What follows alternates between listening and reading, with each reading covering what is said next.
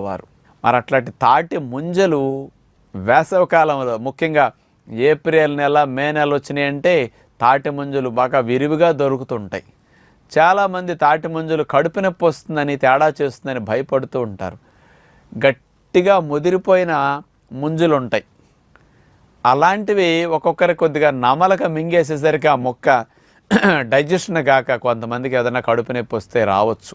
అలాంటి గట్టిగా ముదిరిపోయిన తాటి ముంజలు మానేసి, తాటి ముంజు లోపల నీళ్లు ఉంటాయే, ఆ నీళ్లుండే ముంజలు, లేత ముంజలు మనం తింటుంటే కూడా మెత్తగా లూజుగా ఉంటాయి చూసారా, అలాంటివి. వాటిని అట్లా తాటి ముంజలు చెక్కి కోసిచ్చినప్పుడు వేలుతో తోడుకు తినేసే పద్ధతి అది మీకు కరెక్ట్గా తెలిసిపోతాయి. వేలు ఇట్లా తోడుకునేటప్పుడు కనుక ఫ్రీగా వెళ్ళి ముంజని కట్ చేసి తీసుకొస్తున్నదంటే అది లేత ముంజలు. అవి చాలా బాగుంటాయి. ఇట్లా వేలు పెట్టి తోడేటప్పుడు